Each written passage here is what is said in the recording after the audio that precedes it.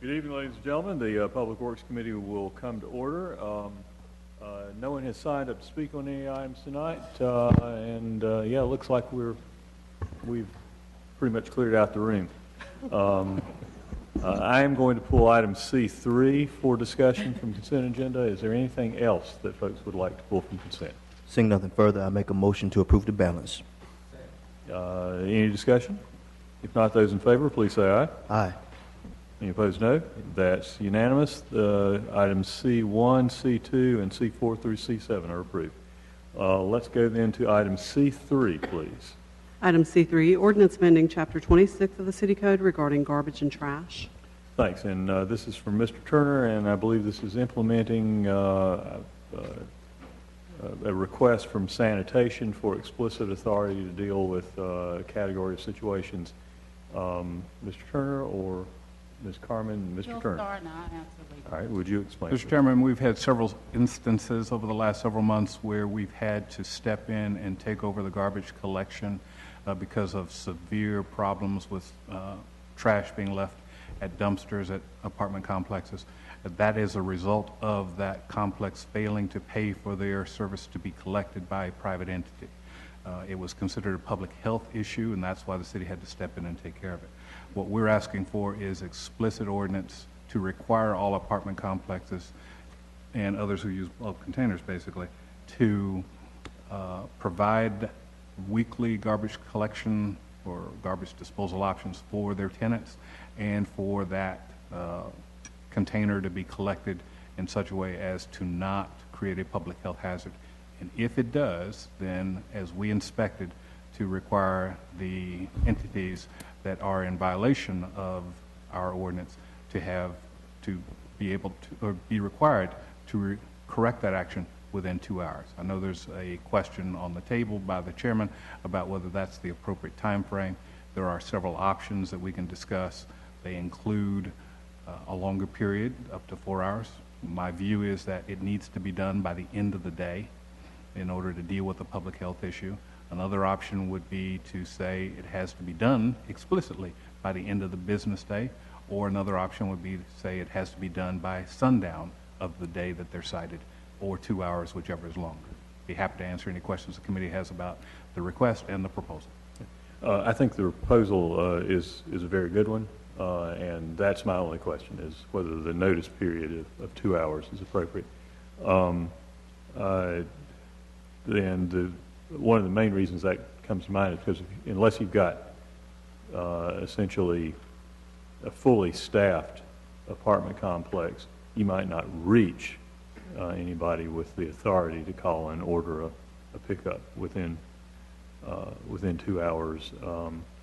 And I don't know, you may be able to tell me, I don't know whether you can actually get Republic or Waste Management or the city to come out on that much notice and do a collection, just a one-time or spur of the moment kind of thing.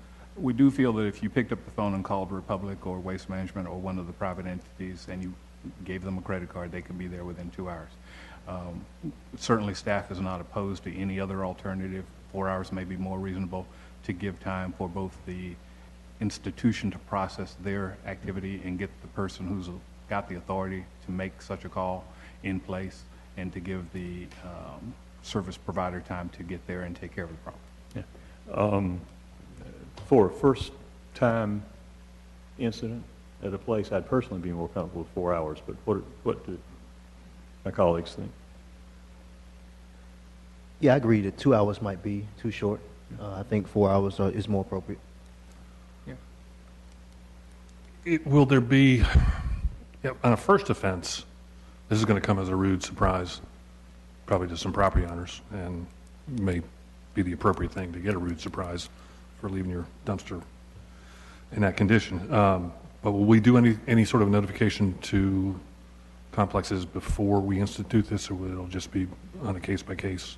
We would be happy to do public notification to all institutions about this new ordinance, but keep in mind that this is a situation where they've allowed the dumpsters to be uncollected for weeks and weeks, and that's why it would become a public health issue. Who would do the emergency pickup? Would that be city trucks? Yes. And what do you anticipate the cost for a single dumpster problem to be? How much would we be billing to the? Somewhere probably in the $500 to $1,000 range, depending on how many there are and how long it takes. All right, that'll get their attention. And then how do we collect that money? We would bill them, and then if they fail to pay, it would become a lien on the property, as I recall. It's treated the same way as sanitation lien. Okay, thank you. Any further discussion? Just Yes. the question around the timing of the notice. So, in essence, to say you are, this is 3 o'clock in the afternoon, in which you receive this notice. And you have, whether it's a 2-hour or a 4-hour time frame of repairing, of dealing with whatever issues at hand. If it falls after that 5 o'clock hour, you may find an issue with actually getting someone to deal with that. Now, would that hour time frame carry over into the next business day, or would a penalty ensue thereafter? Our intent would be to, if the council approves the 4 hours, our intent would be to issue all notices before noon. Therefore, the property owner would have that business day to get the issue taken care of. Again, my concern is that the issue needs to be taken care of that business day because of the public health issue. Okay. And just in terms of how housing will handle environmental issues of this nature, what they will do if the owner really truly cannot eliminate the nuisance within the allotted time period, if the owner will submit a written request for additional time, and it's reasonable, they typically will grant it. So, I mean, if in fact the notice doesn't go out at noon because the issue wasn't discovered until about 3 o'clock, and you send out a notice, and the property owner can't actually call the public to come in and get it before 5 or before the expiration, they can certainly ask for additional time based upon those limitations. If there's no further discussion, I'd invite a motion to approve with the 4-hour substituting for 2, and the understanding that we will, assuming it passes the council Monday night, that we'll undertake a publicity effort to the appropriate parties in town so they'll know this is coming. I'd make a motion to approve. Second? All right. Comments? I just want to say for the record, I've already stated that I've supported this proposal. I support the proposal. Social media seems to be the new way that constituents reach out and let you know about issues that are going on in their community. And on a couple of occasions recently, I've been tagged by some constituents who had some concerns about some apartment complexes with this same very issue. So I think getting a handle on it and working to address it is what we should be doing. If we go into this and we find out we need to dial it back or take another second look at it, we can always do it. But we do need to have something with some teeth in order to support these residents who live in these complexes. So I'll be supporting it in just a moment when I say aye. Okay. Any further discussion? If not, those in favor of the motion as amended, please say aye. Aye. Any opposed, no? That's unanimous. Thanks very much. And Mr. Taylor, be glad that you don't represent Ardmore. There I was tagged in a social media post today for a squirrel trying to get into somebody's house. I think it was a joke. There's some bold squirrels out there, you know? Yeah, it was I said that my proposal to finance for the Raging Rodent Reaction Team funding had been rejected by finance yesterday. Item G1, please. Item G1, consideration of street closing petitions. A, petition to close and abandon Metropolitan Drive, East Ward, located in the East Ward. Petition of United Metropolitan Missionary Baptist Church, public hearing scheduled for September 19th, 2016. Is there discussion? Yes. Mr. Montgomery. One, on the item itself is just the actual dividing of the property. Will the property be divided between the state and United Metropolitan, or how will this be divided? It'll be divided evenly between the state and the United Metropolitan unless the state dedicates their half to the church. Well, my request will be that we ask them to do that prior to actually plotting this, so that the entire portion of that will go to the church. Understood. We'll send that request. Unless the state agrees, there is no requirement that the state agrees, first of all. And unless they do agree, the statute requires it be divided 50-50. Further discussion? We'll ask. Yes, we will ask. All right, technically, what we were voting on today is to set this for hearing before the council on September 19, and with the recommendation for approval. So move. Second. All right. If there's no further discussion, those in favor, please say aye. Aye. Any opposed, no. That's unanimous. Thank you. Item G1B, please.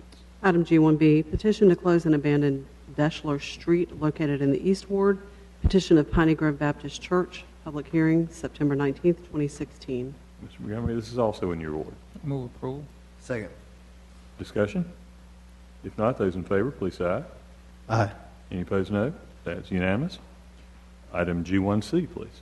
Item G1C, petition to close and abandon a portion of a 10-foot alley located behind Springdale Avenue in the Northwest Ward. Petition of Mr. and Mrs. Burton Riefler. Public hearing, September 19th, 2016. Mr. McIntosh, this is in your ward. I'm happy to give away any alleyways that we are asked to give away.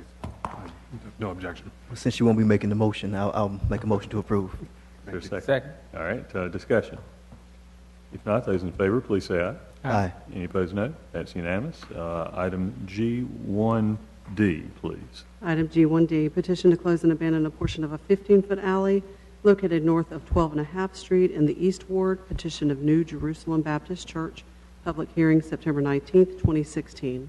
Mr. Montgomery, back to you. Move approval. Second. Discussion?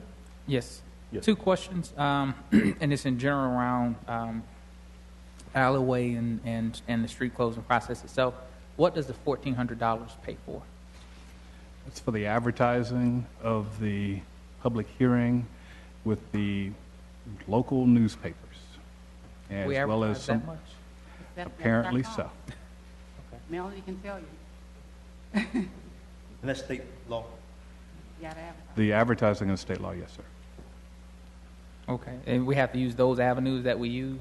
Yes, we Okay. are not allowed to use a more efficient, less costly. We have tried. that I'll- The league has tried to get different. Okay, and the second question is, in instances where, let's say, a previous property owner has placed some type of building construction within an alleyway. I know we had a case some time ago where folks have gone out into alleyways, and, things have existed there, say, 10, 15 years prior to anyone acknowledging that it's an alleyway and not a piece of property.